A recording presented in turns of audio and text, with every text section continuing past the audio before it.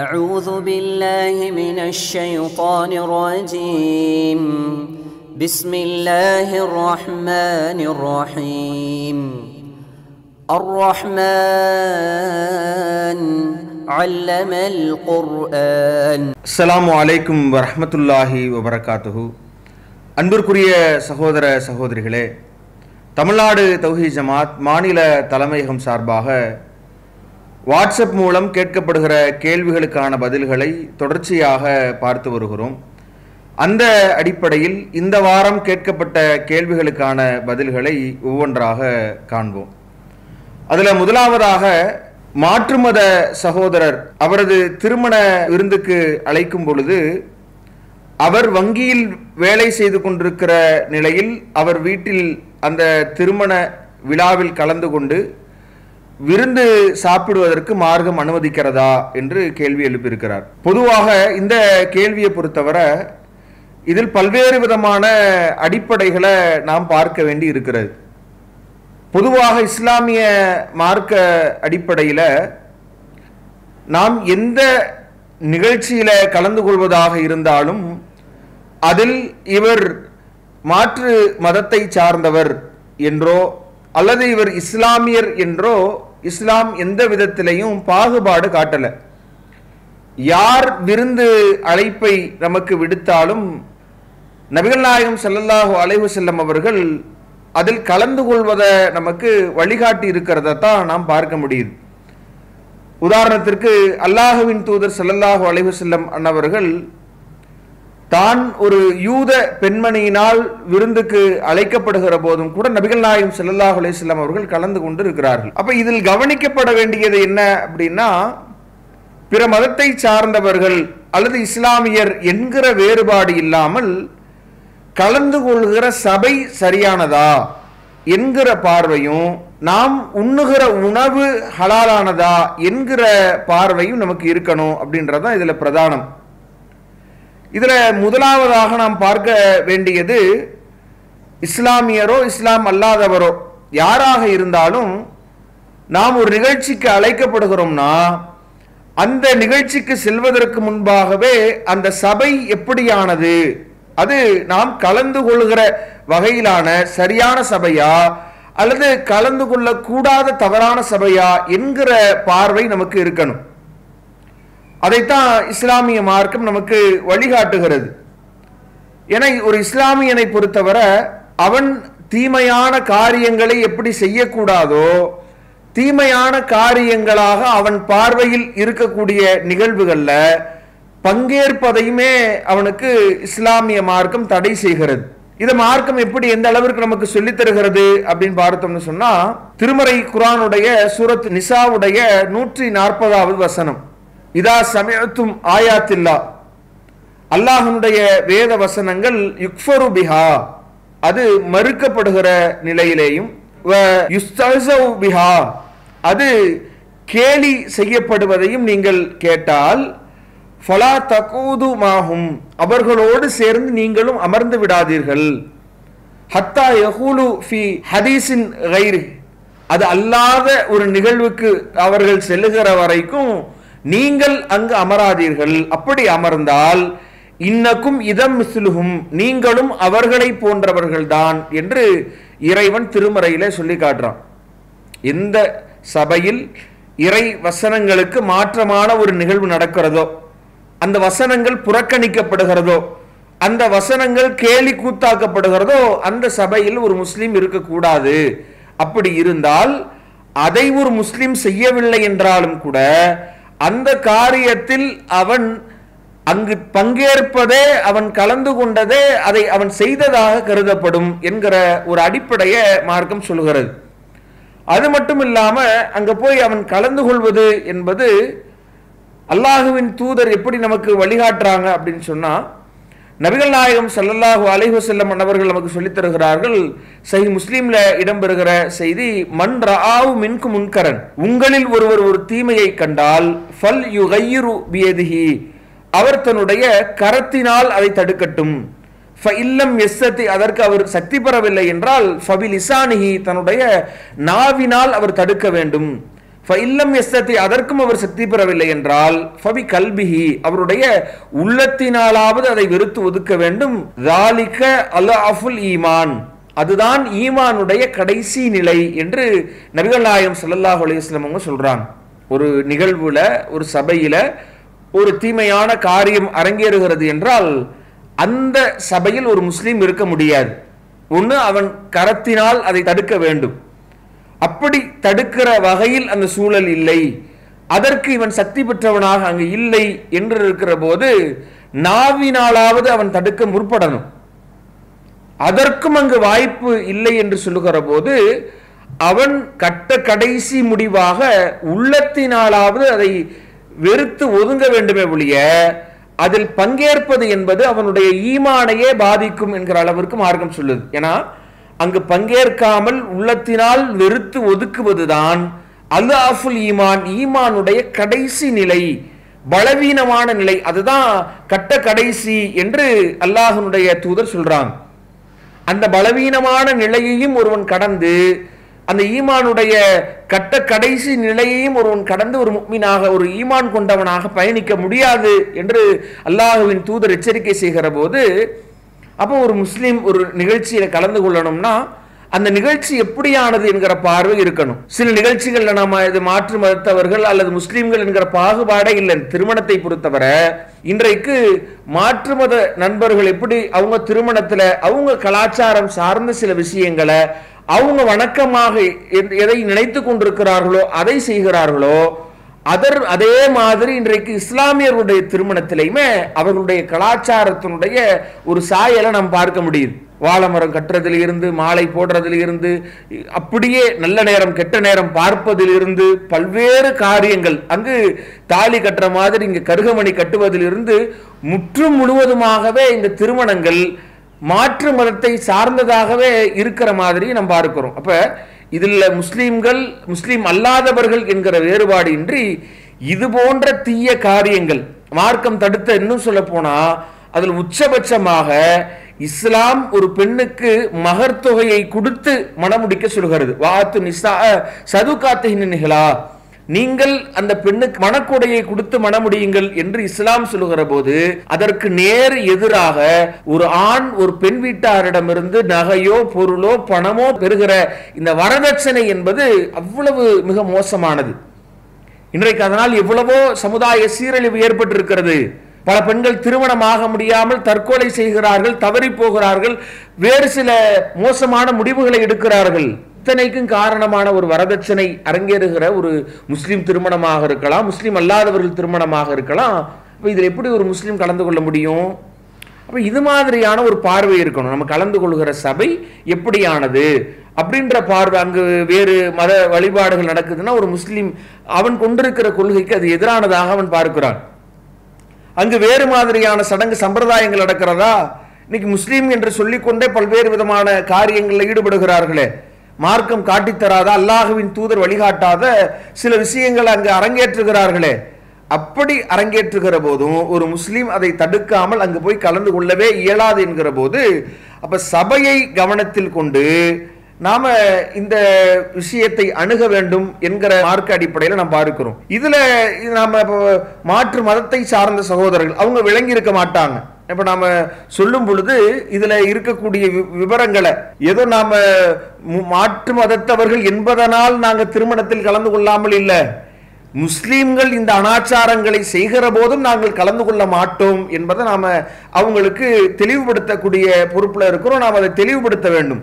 இன்னும் சொல்ல போனா நாம இந்த அடிப்படையில் அவர்களுக்கு அதை புரிய வைக்கவும் செய்யணும். இந்த சபைதான் மோசமானதை ஒழிய வேறொரு நாளில் அவர்களை போய் நாம சென்று சந்திப்பதோ, அவர்களுக்கு போய் நாம அந்த திருமணத்திற்காக வேண்டி அந்த மோசமான காரியங்கள் அரங்கேறாத சபைகள்ல போய் அவர்களை போய் பார்த்து வருவது, அவர்களை சந்தித்து வருவது மார்க்க அடிப்படையில் குற்றம் இல்லை என்கிற அடிப்படையிலே நம்முடைய செயல்பாடுகள் அமைத்துக் கொள்ளணும். அதே மாதிரி நாம் சில காரணங்களை சொல்லி அதை அவர்களுக்கு மிக அழகான முறையில் தெளிவுபடுத்தி நாம் அதில் இருந்து விலகி கொள்ளணும் என்கிற அடிப்படையை நாம் முதல்ல பார்க்கிறோம். இரண்டாவது இதுல இன்னொரு அடிப்படை என்ன இருக்கு அப்படின்னு பார்த்தோம்னா, இதில் சகோதரர் ஒரு கேள்வி, இந்த கேள்வியினுடைய நோக்கம் என்ன அப்படின்னா, அவர் வங்கியில வட்டி என்கிற ஒரு அடிப்படையை ஒரு மிக முக்கியமான அடித்தளமாக வைத்து இயங்குகிற வங்கியில் அவர் பணியாற்றுகிறார். அந்த அடிப்படையில் அவருடைய வீட்டு விருந்தில் கலந்து கொண்டு நாம சாப்பிடலாமா என்கிற கோணத்திலேயே இதை நாம அணுகணும். இது எந்த அடிப்படையில் இந்த கேள்வி முன்வைக்கப்படுகிறது அப்படின்னா, இப்ப வங்கியில் ஒருவர் பணி செய்கிறார், வட்டியை அடிப்படையாக கொண்டு அந்த வங்கி செயல்படுகிறது என்கிற போது அதில் இவர் சம்பாத்தியத்தை பெறுகிற போது அது தவறான சம்பாத்தியம் தானே. அப்ப அப்படியான சம்பாத்தியத்திலிருந்து அவர் வைக்கிற விருந்தில் நாம சாப்பிடலாமா என்கிற கேள்வி எழுப்புறாங்க. பொதுவாக இஸ்லாத்தை பொறுத்தவரை 2 விதத்தில் நாம் தடை செய்யப்படுகிற ஒரு அடிப்படைகளை, ஹராமாக்கப்படுகிற விஷயங்களை நாம் அணுகணும். முதல் விஷயம் அடிப்படையாகவே அது அடிப்படையில் ஹராம், அவ்வளவுதான். உதாரணத்திற்கு நாம் பார்த்தோம்னா பன்றி இறைச்சி எடுத்துக்கலாம், தாமாக செத்து போனதை எடுத்துக்கலாம், மது எடுத்துக்கலாம். இதெல்லாம் எந்த விதத்திலையும் அது ஹலாலாக முடியாது, அது பொருளே ஹராம். பன்றி இறைச்சி நாம் விலைக்கு வாங்காம நமக்கு இலவசமாக அளிக்கப்பட்டாலும் வாங்கக்கூடாது, அன்பளிப்பாக வழங்கப்பட்டாலும் வாங்கக்கூடாது, நாம் விருந்தாக அளிக்கப்பட்டாலும் வாங்கக்கூடாது. அப்ப எந்த விதத்திலையும் ஒரு முஸ்லீம் அதை பெற முடியாது.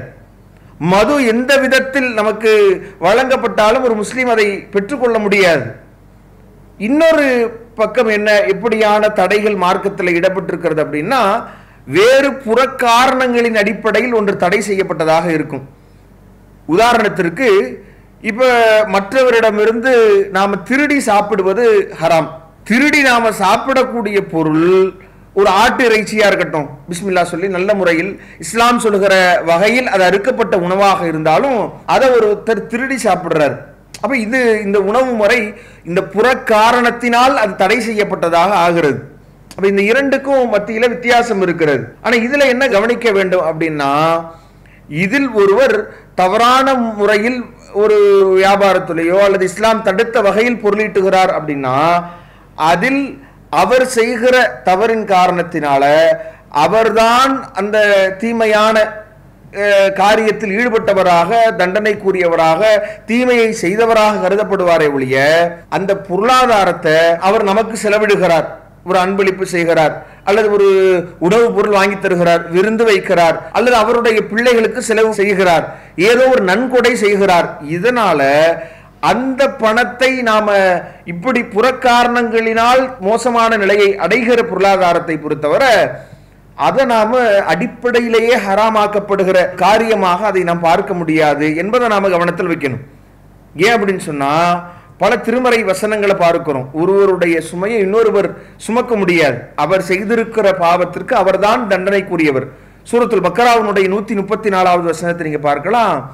தில்க உம்மத்துன் கத் ஹலத், அவர்கள் சென்றுவிட்ட சமுதாயம், லஹாமா கசபத் வலக்கும் மா கசப்தும், அவர்கள் செய்தது அவர்களுக்கு, நீங்கள் செய்தது உங்களுக்கு, வலா துஸ்அலூன அம்மா கானு யஅமலூன், அவர்கள் செய்ததற்காக நீங்கள் விசாரிக்கப்பட மாட்டீர்கள்.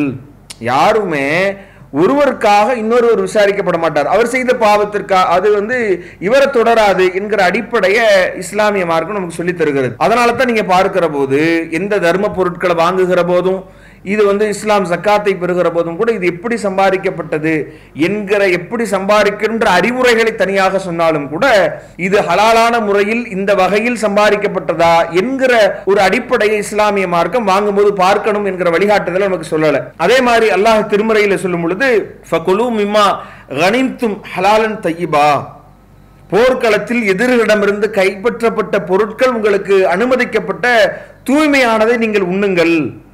அவங்க எப்படி சம்பாதித்தார்கள்? வட்டியில விட்டாங்களா, அடுத்தவங்கள்ட்ட திருடினார்களா, அல்லது மோசடி செய்து சம்பாதித்தார்களா? அந்த பொருளை நாம கைப்பற்றப்பட்டதை எப்படி நாம சாப்பிடுவது என்கிற அடிப்படை இல்லை. நமக்கு அது அன்பளிப்பாக, நமக்கு போர் செல்வமாக பங்கிட்டு தரப்படுகிறது என்றால் அவங்க எப்படியோ சம்பாதித்திருக்கட்டும், நமக்கு வருகிற வகை எப்படியானது என்கிற அடிப்படையில் மார்க்கம் பார்க்க சொல்கிறது. அதே மாதிரி அல்லாஹுவின் தூதருக்கு ஐலா என்கிற ஊரினுடைய மன்னர் ஒரு வெள்ளை நிற கோவேறு கழுதையை அன்பளிப்பு செய்கிறார். அதே மாதிரி தூமத்துல் ஜந்தல் என்கிற பகுதியினுடைய மன்னர் உகைதிர் என்பவர் அல்லாஹுவின் தூதருக்கு ஒரு பட்டு துணியை அன்பளிப்பாக வழங்குகிறார். அந்த மன்னர் எப்படியான கொள்கையுடையவர், எப்படி அதை பொருளீட்டினார் என்கிற பார்வையெல்லாம் தாண்டி நமக்கு என்ன முறையில் வந்தது என்கிற அடிப்படையில் தான் நாம் அதை அணுகணும் என்கிற ஒரு வழிகாட்டுதலை மார்க்கம் சொல்கிறது. அதனால தான் நபி அவங்க யூதர்களிடத்திலையும் அவங்களுடைய அடிப்படை தொழிலாக பல வட்டியை மையமாக வைத்து அவர்கள் செயல்பட்டு இருந்தாலும் கூட அல்லாஹ்வின் தூதர் அவர்களிடத்தில் கொடுக்கல் வாங்கல் வைத்திருக்கிறார்கள் என்கிற விஷயத்தை நாம் பார்க்கிறோம். இப்படி எண்ணற்ற பல ஆதாரங்கள். பரீரா என்கிற பெண்ணுக்கு சிலர் தர்மமாக சில தொகைகளை தர்றாங்க. புகாரில் இடம்பெறுகிற 1495வது செய்தியில நீங்க பார்க்கலாம். அதுல அல்லாஹ்வின் தூதர் சதகா பொருட்களை சாப்பிட முடியாது, தர்ம பொருட்களை சாப்பிட முடியாது. ஆனா பரீரா அவர்களுக்கு தர்ம பொருளாக சில இறைச்சியை கொடுக்கிற போது அந்த இறைச்சியை நபிகள் நாயகம் ஸல்லல்லாஹு அலைஹி வஸல்லம் அவர்களுக்கு பரீரா என்கிற என்ன செய்யறாங்க, அன்பளிப்பாக தருகிறார்கள். இவங்க பெற்ற விதம் தர்மம். ஆனா ரசூலுல்லாவுக்கு அது வந்த விதம் அது ஒரு அன்பளிப்பு என்கிற விதத்தில் வருகிறது. அப்ப ரசூலுல்லாஹ் என்ன செய்யல அப்படின்னா, எனக்கு தடுக்கப்பட்ட தர்ம பொருளாக இது இருக்கிறது என்று பார்க்கல. ரசூலுல்லாவுக்கு வந்த விதம் அன்பளிப்பு என்கிற அடிப்படையில் அல்லாஹ்வுடைய தூதர் அதை பெற்றுக்கொண்டார்கள் என்கிற செய்தியெல்லாம் நாம பார்க்கிறோம். இப்படி எண்ணற்ற பல செய்திகள் இருக்கிறது. இப்போ இதுல நாம் அடிப்படையில் கவனிக்க வேண்டியது, ஒருவர் வங்கியில வேலை செய்கிறார் என்பதனால் அவர் உணவை நாம சாப்பிடக்கூடாது என்று முடிவெடுப்பது சரியானதல்ல. நாம சாப்பிடலாம், ஆனா அது தடை செய்யப்பட்டிருக்கிற பொருட்களா, உண்ண தடை செய்யப்பட்ட விதத்தில் இஸ்லாம் உண்ண இதையெல்லாம் நமக்கு தடை செய்திருக்கிறதோ அல்லாஹ் சொல்கிற போது இன்னமா ஹர்ரம அலைக்கும் மைத்தத்த வத்தம வல்ஹமல் ஹன்சீர் வமா உஹில்ல லிகைரில்லாஹி பிஹி என்று அல்லாஹ் சொல்றான்ல. தானாக இறந்ததையோ அல்லது இரத்தத்தையோ பன்றியினுடைய இறைச்சியோ அல்லாஹ் அல்லாதவர்கள் மீது சப்தமிடப்பட்டவைகளையோ இதை நீங்க உண்ணக்கூடாது என்று அல்லாஹ் சொன்ன அடிப்படையில் இந்த தடை செய்யப்பட்ட பொருட்கள் வழங்கப்பட்டாலோ, இஸ்லாம் சொல்லி இருக்கிற ஏனைய தடை செய்யப்பட்ட பொருட்கள் நமக்கு வைக்கப்பட்டாலோ அதை நாம சாப்பிட முடியாதே ஒழிய, தடை செய்யப்படாத ஒரு உணவை அவர் பணி செய்கிறார், ஒரு வங்கியில பணியாளராக இருக்கிறார் என்பதற்காக அந்த உணவை நாம ஹராமாக்கி கொள்ள இயலாது. ஆனா அந்த திருமணத்துல நாம கவனிக்க வேண்டியது என்னன்னா, அந்த சபை எப்படியானது என்கிற பார்வையும் உணவுப் பொருள் நமக்கு அனுமதிக்கப்பட்டதா என்கிற பார்வையுமே அதுல நாம கவனிக்க வேண்டியுமே ஒழிய, வங்கியில வேலை செய்வதனால் நாம அதை சாப்பிடக்கூடாது என்கிற முடிவுக்கு வர முடியாது. இதை மார்க்க ஆதாரங்களின் அடிப்படையில் பதிலாக சொல்லிக் கொள்கிறோம். அடுத்ததாக ஒரு சகோதரர், ஜும்மா தொழுகை பின் சுன்னத் 2 ரகாத் கட்டாயமாக வீட்டில் தான் தொழ வேண்டுமா, பள்ளியில் தொழக்கூடாதா, விளக்கம் தரவும் என்று கேட்டிருக்கிறார். பொதுவாக நபிகள் நாயகம் ஸல்லல்லாஹு அலைஹி வஸல்லம் அவர்கள் குறிப்பிட்டு காட்டி தந்த கடமை அல்லாத தொழுகையை நாம சுன்னத் தொழுகை என்று நாம சொல்லுவோம். இந்த சுன்னத்தான தொழுகையை பொறுத்தவரை எப்படி கடமையான தொழுகைகளுக்கு முன்னாடி அல்லாஹுவின் தூதர் இந்த 5 வேளை தொழுகைக்கு முன்பாகவும் முன் சுன்னத்துகளையும் பின்னால் நாம் தொழ வேண்டிய சுன்னத்தையும் நமக்கு வழிகாட்டி இருக்கிறார்களோ, அதே போலத்தான் நாம வெள்ளிக்கிழமை தொழுகிற ஜும்ஆவுடைய தொழுகைக்குமான முன்பின் சுன்னத்துகளையும் நபிகள் நாயகம் ஸல்லல்லாஹு அலைஹி வஸல்லம் அவங்க நமக்கு சொல்லி தந்திருக்கிறாங்க. அதுல முதலாவதாக நாம முன் சுன்னத்தை பார்க்கிற போது நபிகள் நாயகம் ஸல்லல்லாஹு அலைஹி வஸல்லம் அவர்கள் அதனுடைய அந்த ஜும்ஆவுடைய முன் சுன்னத்தை ரொம்ப மிகவும் வலியுறுத்தி நமக்கு சொல்லி காட்டி தந்திருப்பதை நாம் பார்க்கிறோம். ஒரு மனிதர் அல்லாஹ்வின் தூதர் இடத்துல வரார். ஜா ரஜுலுன் நபி ஸல்லல்லாஹு அலைஹி வஸல்லம் யக்துபுன் நாஸ், மக்களுக்கு அல்லாஹ்வின் தூதர் உரையாற்றி கொண்டிருக்கிறார்கள். யௌமுல் ஜும்ஆத்தி, ஜும்ஆவுடைய நாளில் உரை நிகழ்த்தி கொண்டிருக்கிறார்கள். அப்போ ஒரு மனிதர் வருகிறார். ஃபகால், அல்லாஹ்வின் தூதர் கேட்டார்கள், அஸ்ஸல்லைத யா ஃபுலான், இன்னாரை நீங்கள் தொழுதுட்டீங்களா அப்படின்னு கேட்குறாங்க. அப்போ அல்லாஹ்வின் தூதர் இடத்துல அவர் சொல்றாரு, காலலா, இல்லை நான் தொழுகலை அப்படின்னு சொல்லும் பொழுது, கும், நீங்க எழுந்து ஃபர்கா ரக்காத்தைனி, 2 ரக்காத்துகளை தொழுவுங்கள் என்று அல்லாஹ்வின் தூதர் உத்தரவிடுறாங்க. இப்போ ஜும்மாவுக்கு முந்தைய அந்த சுன்னத்தை பொறுத்தவரை அதை நபிகள் நாயகம் ஸல்லல்லாஹு அலைஹி வஸல்லம் அவர்கள் கொஞ்சம் வலியுறுத்தி அதை தொழுமாறு நமக்கு ஏவற ஒரு நிகழ்வை நாம் பார்க்கிறோம். இந்த தொழுகையுமே நம்ம வீட்டில் தொழுகணும் அல்லது பள்ளியில் தான் தொழுகணும் என்கிற மாதிரி அடிப்படைகள் இருக்குதானா, நபிகள் நாயகம் ஸல்லல்லாஹு அலைஹி வஸல்லம் அவங்க இந்த ஜும்மாவுடைய தொழுகையை குறிப்பாக நாம் பார்க்கிற போது பாங்கிற்கு முன்பாகவே கூட நாம தொழுது கொள்ளலாம், வீட்டிலேயேயும் நாம தொழுது கொள்ளலாம் என்கிற அடிப்படையில் இந்த தொழுகை அமைப்பை நமக்கு சொல்லி தந்திருப்பதை நாம பார்க்கிறோம். இதை நாம பார்க்கும் பொழுது சுனன் இப்னு மாஜாவில் பதிவு செய்யப்பட்டிருக்கிற 1114வது இலக்கத்தில் பதிவு செய்யப்பட்ட செய்தியில நீங்க பார்க்கலாம். ஃபகால லஹு நபி ஸல்லல்லாஹு அலைஹி வஸல்லம், நபி ஸல்லல்லாஹு அலைஹி வஸல்லம் அவர்கள் அந்த மனிதரிடத்துல கேட்கிறாங்க, அஸ்ஸல்லைத ரகாத்தைனி கப்ல அன் தஜிய, இங்க வருவதற்கு முன்பாகவே நீங்கள் 2 ரக்காத்துகளை தொழுதுட்டீங்களா அப்படின்னு ரசூலுல்லாஹ் கேட்கிறாங்க. அப்ப அந்த மனிதர் சொல்றார் லா இல்லைன்னு சொல்லும் பொழுது ஃபஸல்லி ரக்காத்தைனி, நீங்க எழுந்து 2 ரக்காத்துகள் தொழுவுங்க, தஸவ்வஜ் ஃபீஹிமா, அவ்விரண்டையும் நீங்க சுருக்கமாக தொழுவுங்க என்று நபிகள் நாயகம் ஸல்லல்லாஹு அலைஹி வஸல்லம் அவங்க வழிகாட்டுவதாக இந்த ஹதீஸில் இடம்பெறுகிறது. இப்போ இதில் கவனிக்க வேண்டிய விஷயம் என்ன அப்படின்னு சொன்னா, இந்த ஜும்மாவுடைய முன் சுன்னத் கொஞ்சம் வலியுறுத்தப்பட்ட அடிப்படையை மாதிரி இதை நாம பாங்கிற்கு முன்பாகவும் தொழுது கொள்ளலாம் என்கிற அடிப்படையை தாண்டி நாம இதை வீட்டிலேயோ அல்லது நாம பள்ளிவாசல்லையோ தொழுது கொள்ளலாம். முன்பே நாம தொழுது விட்டு வீட்டிலே தொழுது விட்டும் கூட பள்ளிவாசலுக்கு வருகை தரலாம் என்பதை நபிகள் நாயகம் ஸல்லல்லாஹு அலைஹி வஸல்லம் அவர்கள் முன்பே நீங்கள் தொழுது விட்டீர்களா என்று கேட்பதிலிருந்தே நாம் புரிந்து கொள்ளலாம். அடுத்து இதுல கவனிக்க வேண்டிய விஷயங்கள் என்ன அப்படின்னு பார்த்தோம்னு சொன்னா, ஜும்மாவுடைய பின் சுன்னத், ஜும்மாவுடைய உரை முடிந்து நாம அந்த ஜும்மாவுடைய ஃபர்லான 2 ரக்காத்துகள் நிறைவடைந்த பிறகு ஜும்மாவுடைய பின் சுன்னத்தாக நபிகள் நாயகம் ஸல்லல்லாஹு அலைஹி வஸல்லம் அவர்கள் 4 ரக்காத்தையும் தொழுதிருக்கிறாங்க, 2 ரக்காத்துகளையும் தொழுதிருக்கிறாங்க என்பதற்கு நாம் ஆதாரங்களை பார்க்கிறோம். முதலாவதாக அதில் நாம் பார்க்கிற போது சஹீஹ் புகாரில் இடம்பெறுகிற 937வது இலக்கத்தில் பதிவு செய்யப்பட்ட செய்தியை நீங்க பார்க்கலாம். அதுல நபிகள் நாயகம் ஸல்லல்லாஹு அலைஹி வஸல்லம் அவர்கள் வகான லா யுஸல்லி பஅதல் ஜும்ஆத்தி, ஜும்மாவுக்கு பிறகு அல்லாஹ்வுடைய தூதர் தொழாதவர்களாக இருந்தார்கள். ஹத்தா யன்சரிஃப, நபி அவர்கள் திரும்புகிற வரை, திரும்ப தன்னுடைய பகுதிக்கு திரும்புகிற வரைக்கும் நபிகள் நாயகம் ஸல்லல்லாஹு அலைஹி வஸல்லம் அவங்க எதையும் தொழுக மாட்டார்கள். சென்ற பிறகு திரும்பி சென்று விட்டார்கள் என்று சொன்னால் யுஸல்லி ரக்காத்தைனி, 2 ரக்காத்துகளை அல்லாஹ்வுடைய தூதர் தொழுவார்கள் என்று அந்த செய்தியில இடம்பெறுது. இதுல கவனிக்க வேண்டியது என்ன அப்படின்னு சொன்னா, நபிகள் நாயகம் ஸல்லல்லாஹு அலைஹி வஸல்லம் அவர்கள் இந்த செய்தியை வச்சு தான் சகோதரர் இந்த கேள்வி கேட்கிறாங்க. நபிகள் நாயகம் ஸல்லல்லாஹு அலைஹி வஸல்லம் அவங்க வீட்டுக்கு திரும்ப செல்கிற வரைக்கும் இந்த 2 ரக்கா எதையும் தொழாம வீட்டிற்கு சென்று 2 ரக்காத்துகள் தொழுவார்கள் என்று இதுல இடம்பெறுகிறது என்பதை கேட்கிறாங்க. அப்ப இந்த செய்தியை நாம அப்படி புரிந்து கொள்ளக்கூடாது. நபிகள் நாயகம் ஸல்லல்லாஹு அலைஹி வஸல்லம் அவங்க அந்த தொழுகையை வீட்டிற்கு சென்று தொழுதிருக்கிறார்கள், வீட்டிலேயும் நாம் தொழுகலாம் என்பதைத்தான் இதுல புரிய முடியும். ஏன் அப்படின்னா அடுத்த நாம இன்னொரு செய்தியை பார்க்கிறோம். சஹீஹ் முஸ்லிம்ல இடம்பெறுகிற செய்தி, இதா சல்லா அஹதுகுமுல் ஜுமாஅத, உங்களில் ஒருவர் ஜும்மாவுடைய தொழுகையை தொழுதால் ஃபல் யுஸல்லி பஅதஹா அர்பஅன், அதை தொடர்ந்து அவர் 4 ரக்காத்துகள் அதற்கு பிறகு தொழுது கொள்ளட்டும் என்று அல்லாஹ்வின் தூதர் உத்தரவிடுறாங்க. அப்ப இது பொதுப்படையான உத்தரவாகத்தான் இருக்கிறது. 2 ரக்காத்துகளை அல்லாஹ்வுடைய தூதர் தொழுது இருக்கிறாங்க, வீட்டிற்கு திருமண பிறகு தொழுது இருக்கிறாங்கன்றதை பார்க்கிறோம். பொதுப்படையாக 4ம் தொழுகலாம் என்கிற அனுமதியை அளித்திருக்கிறாங்க. அல்லாஹ்வின் தூதர் எந்த அடிப்படையில் வீட்டில் தொழுது இருக்கிறாங்க அப்படின்னா, வீட்டில் தொழுவதை நபிகள் நாயகம் ஸல்லல்லாஹு அலைஹி வஸல்லம் அவர்கள் சிறப்பானதாக நமக்கு சொல்லி இருக்கிறாங்க. கடமையான தொழுகை அல்லாத உபரியான தொழுகைகளை வீட்டில் நாம் தொழுவதுதான் சிறந்தது என்று நபிகள் நாயகம் ஸல்லல்லாஹு அலைஹி வஸல்லம் வழிகாட்டி இருக்கிறாங்க. அந்த அடிப்படையில் தான் அந்த ஜும்மாவுடைய 2 ரக்காத்துக்களை வீட்டில் தொழுது இருக்கிறாங்களே ஒழிய நாம வீட்டில் தான் தொழ வேண்டும், பள்ளிவாசலில் தொழுது விடக் கூடாது என்கிற அடிப்படை இல்லைன்றதை புரியணும். இதை எப்படி புரிஞ்சுக்கிறோம்?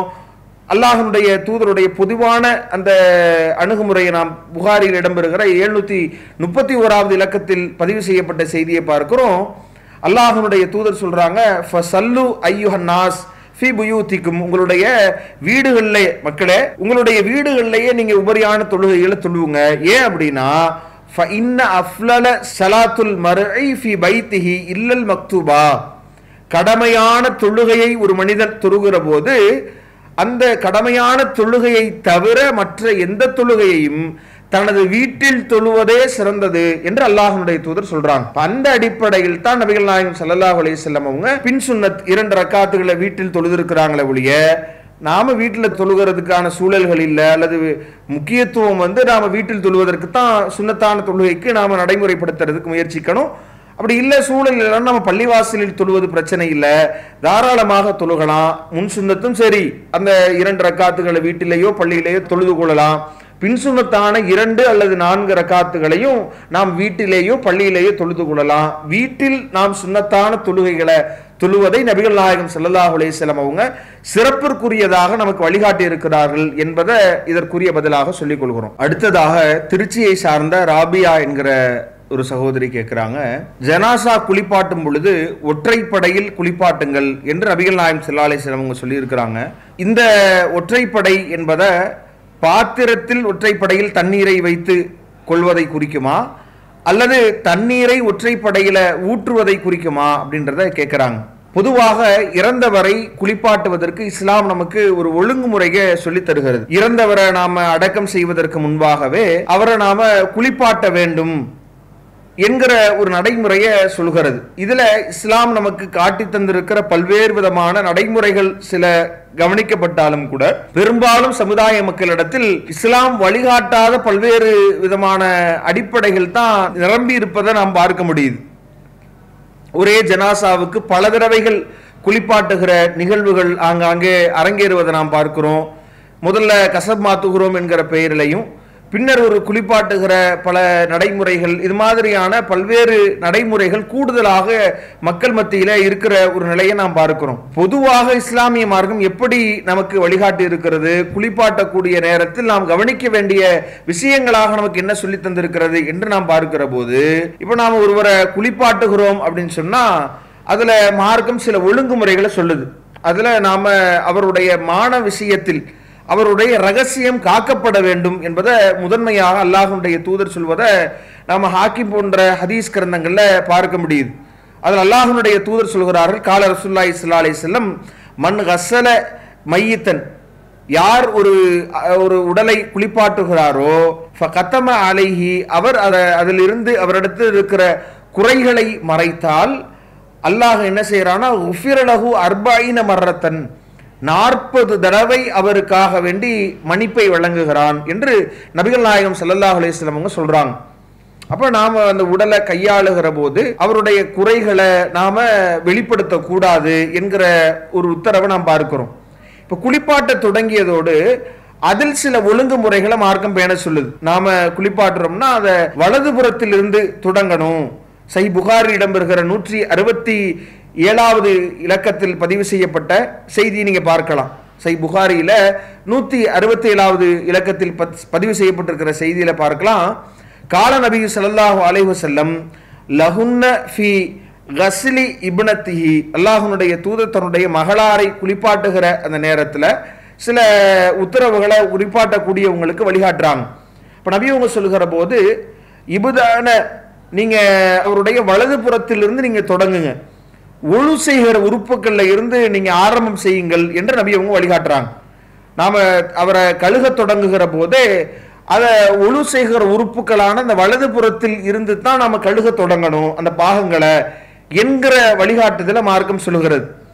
அடுத்த நடைமுறையை நாம் பார்க்கிற போது நபிகள் நாயகம் ஸல்லல்லாஹு அலைஹி வஸல்லம் அவங்க இப்படி தண்ணீர் ஊற்றி நாம் கழுகிற போது அதை ஒற்றைப்படையில் தண்ணீரை நாம் அமைத்துக் கொள்ளணும் என்பதை சொல்றாங்க.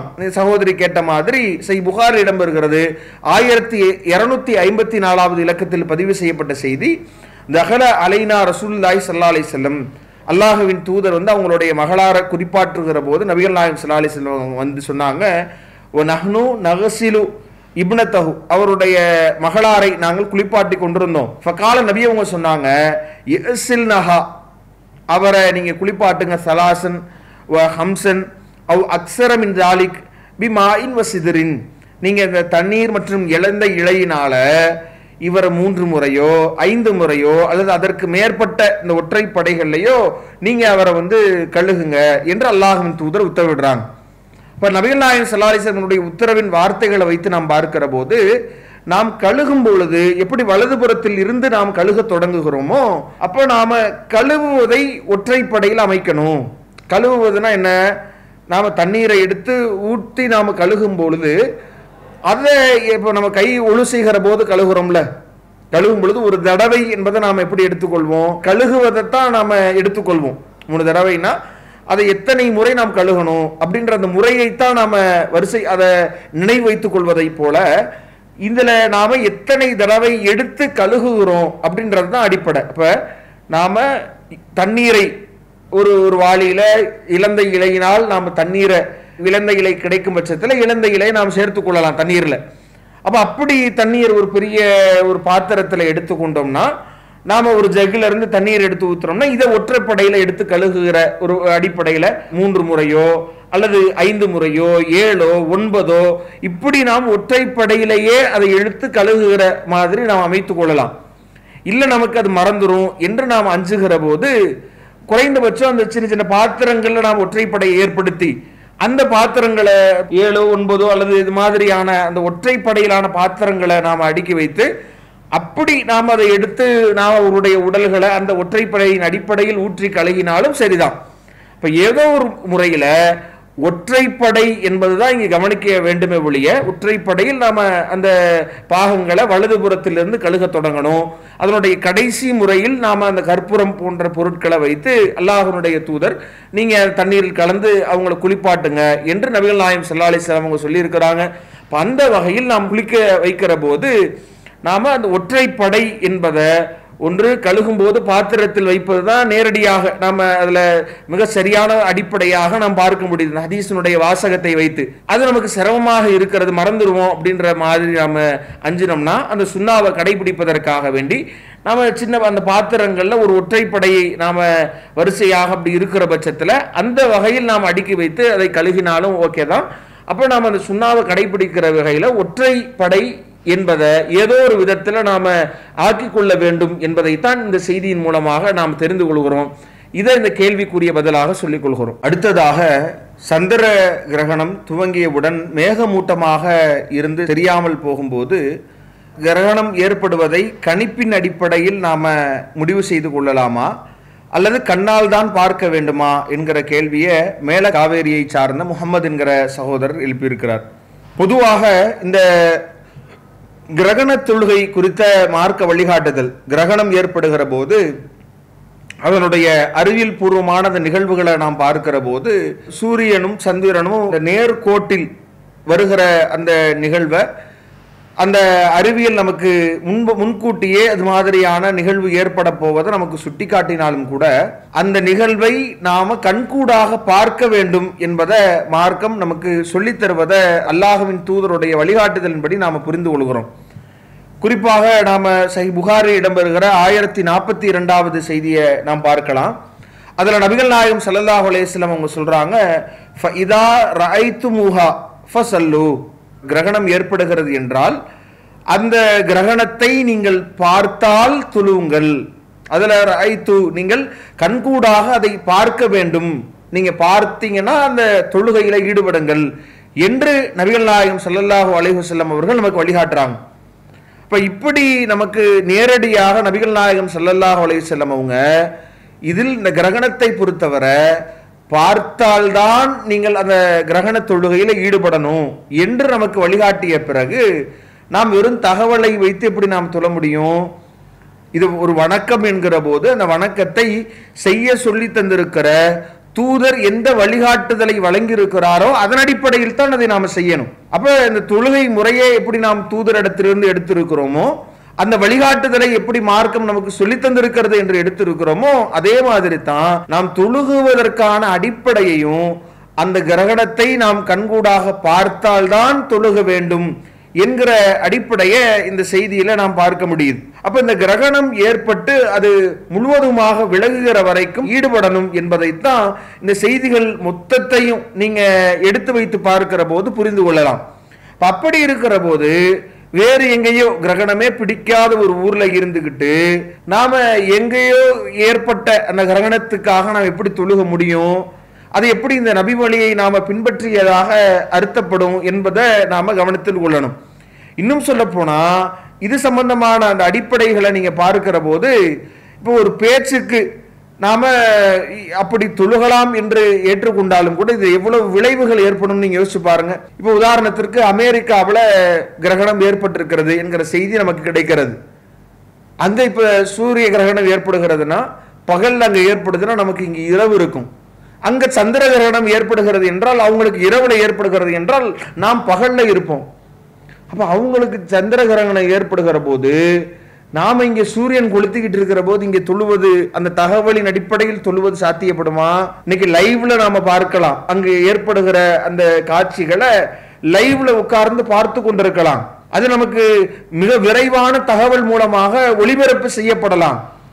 அதனால் அதை நாம் அப்படி பார்க்கிற போது தொழ முடியுமா? அது சாத்தியப்படுமா? ஆனா இந்த சர்வதேச பிறை என்கிற ஒரு குழப்பத்தை செய்யக்கூடியவர்கள் என்ன செய்யறாங்க அப்படின்னா, இது மாதிரியான மிக மோசமான கருத்துக்களை நாம இந்த சந்திர சூரிய கிரகணத்தை பார்த்துத்தான் தொழ வேண்டும் என்கிற வழிகாட்டுதலை நபி வழியிலிருந்து பெற்றாலும் கூட இப்படியான குழப்பங்களை எங்கு பார்த்தாலும் நாம இங்கு நோன்பு வைக்க தொடங்கி விடலாம், மாதத்தை கணித்து விடலாம் என்று சொல்லிவிட்டு சவுதியை பார்ப்பாங்க, அது வேற விஷயம். ஆனா இவர்கள் இப்ப என்ன மாதிரியான குழப்பத்துல இருக்கிறார்கள் அப்படின்னா, நாம இங்கிருந்து தகவலின் அடிப்படையில் இதை நாம் செய்வோம், தகவல் பெறப்பட்டதுன்னா நாம தொழ வேண்டி வரும் என்கிற மாதிரி இந்த தகவல் என்கிற ஒரு அடிப்படையில் இருக்கிறாங்க. இது சாத்தியமற்ற ஒன்று என்பதை நாம் பார்க்க முடியுது. இன்னும் சொல்ல போனா இது எவ்வளவு கேலி கூத்து ஆகும் அப்படின்னா, நாம இப்ப இந்த கிரகணம் தொழுவது தகவலின் அடிப்படையில் தொழுகலாம் அப்படின்னு இருந்துச்சுன்னா, இப்ப நம்ம கேள்வி என்ன அப்படின்னா, இப்ப லண்டன்ல ஏற்பட்ட நேரத்தில் நாம் தொழுகணுமா, அல்லது துருக்கி ஈரான் போன்ற பகுதிகளில் ஏற்படும் பொழுது தொழணுமா, அமெரிக்காவில் ஏற்பட்ட போது தொழுகணுமா, பிரான்ஸ்ல ஏற்பட்ட போது எந்த நாட்டில் அது ஏற்படுகிறதோ அப்போ ஒவ்வொரு நாட்டிலேயும் ஒவ்வொரு நேரத்தில் அது ஏற்படும் நிகழும்.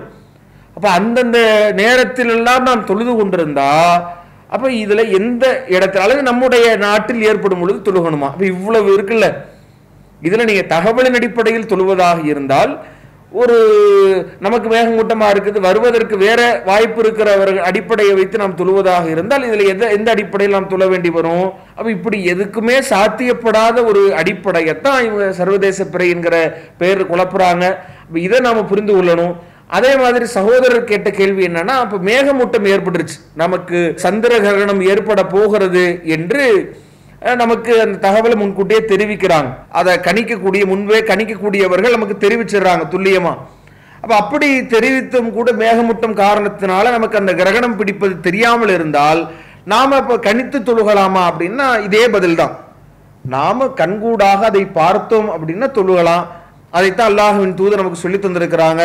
அதை நாம பார்க்க இயலல அப்படின்னும் பொழுது நாம தொழ வேண்டியதில்லை. அது கிரகணம் பிடிக்காமல் போனாலும் சரி, அல்லது பிடித்து மேகமூட்டம் ஏற்பட்டு நமக்கு மறைந்து விட்டாலும் சரி, நாம அதை பார்த்தால்தான் தொழ வேண்டும் என்கிற கட்டளையின் அடிப்படையில பார்த்தால்தான் தொழ வேண்டுமே ஒழிய அதை நாம் பார்க்க முடியாதபடி தடை ஏற்பட்டு விட்டால் தொழக்கூடாது என்பதைத்தான் அந்த நபிமொழியினுடைய வாசகங்கள் நமக்கு உணர்த்துகிறது.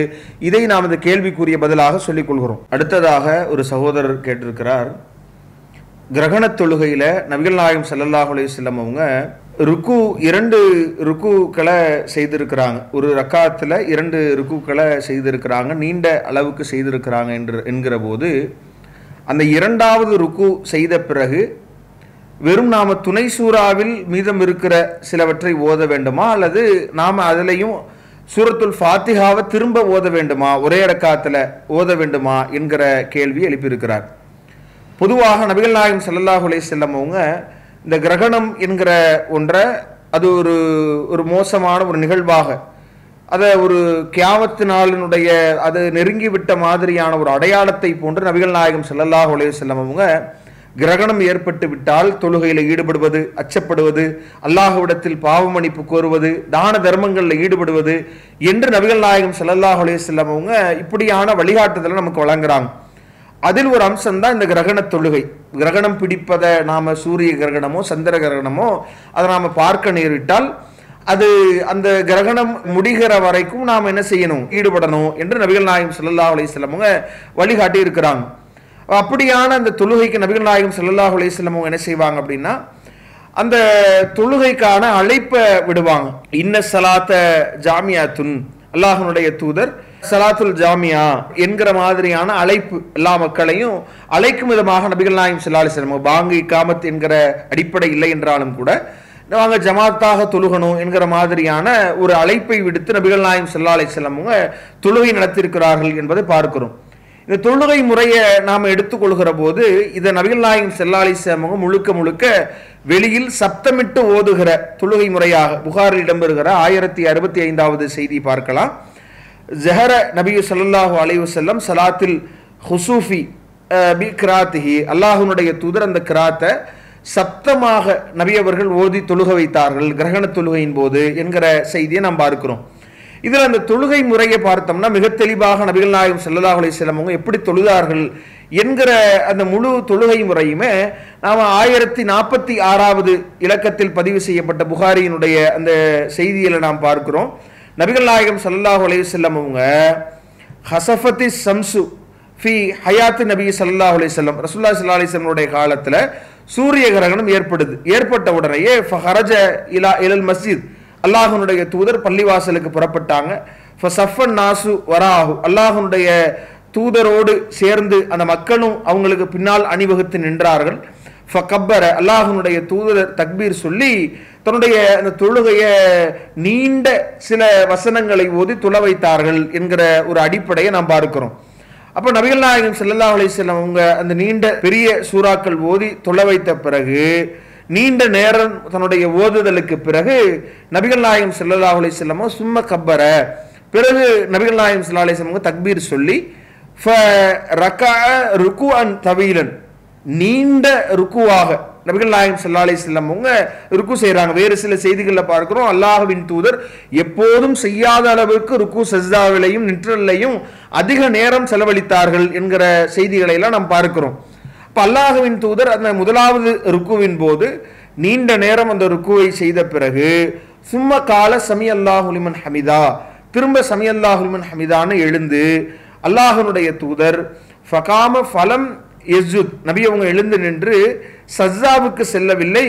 ஃபகரஅ கிராஅத்தன் தவீலத்தன் நபிகள் நாயகம் ஸல்லல்லாஹு அலைஹி வஸல்லம் அவங்க மீண்டும் பெரிய அளவிற்கு நபி அவர்கள் ஓதத் தொடங்கினார்கள் என்கிற ஒரு செய்தியை பார்க்கிறோம்.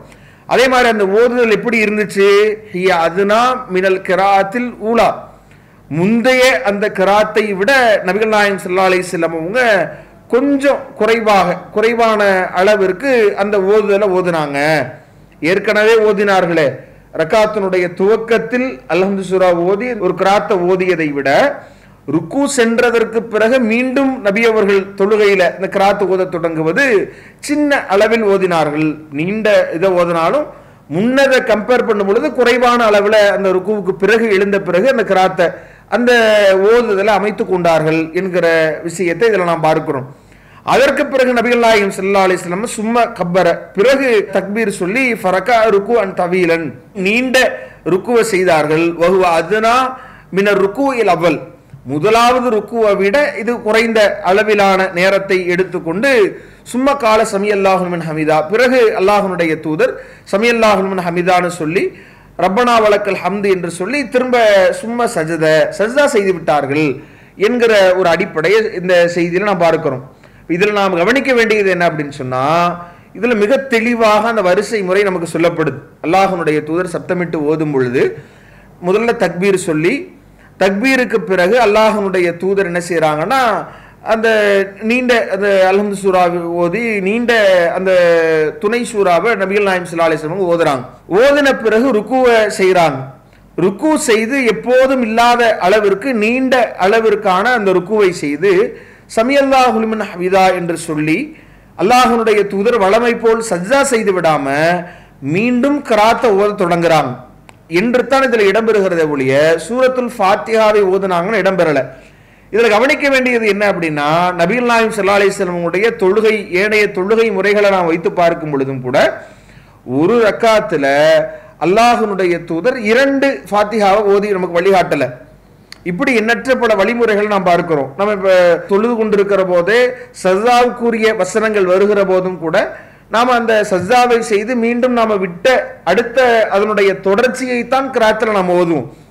அது மாதிரி நபிகள் நாயகம் ஸல்லல்லாஹு அலைஹி வஸல்லம் அவர்கள் அப்படித்தான் நமக்கு வழிகாட்டியும் இருக்கிறாங்க.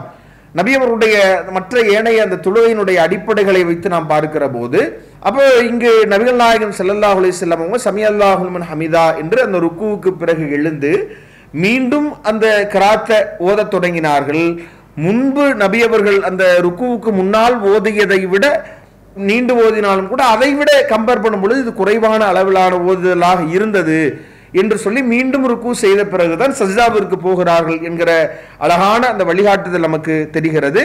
இதுல நபிகள் நாயகம் ஸல்லல்லாஹு அலைஹி வஸல்லம் அவங்க 2 ரக்காத்துகள் தொழுகிறார்கள் என்கிறது தான் பதிவு செய்யப்பட்டிருக்கிறது.